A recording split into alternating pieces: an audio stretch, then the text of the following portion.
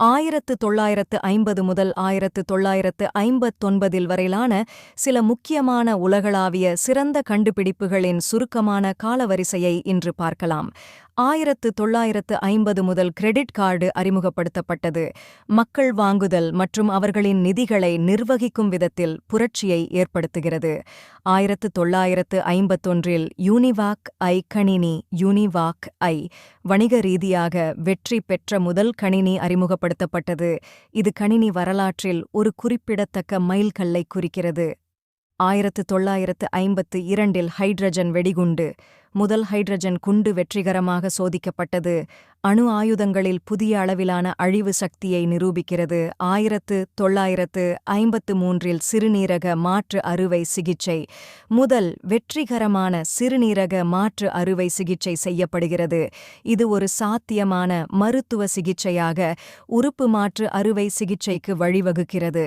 1954 திறந்த இதய அறுவை சிகிச்சை முதல் வெற்றிகரமான மனித திறந்த இதய அறுவை சிகிச்சை செய்யப்படுகிறது.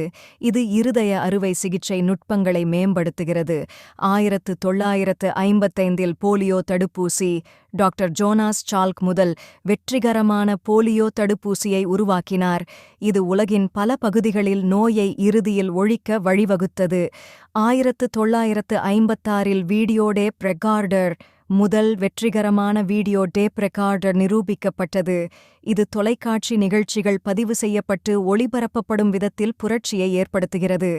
1957 வணிக அணு மின் நிலையம் முதல் வணிக அணு மின் நிலையம் செயல்படத் தொடங்குகிறது. இது ஆற்றல் உற்பத்தியில் குறிப்பிடத்தக்க முன்னேற்றத்தை குறிக்கிறது. 1958 ஒருங்கிணைந்த மின்சுற்று நவீன மின்னணுவியலின் முக்கிய அங்கம் கண்டுபிடிக்கப்பட்டது.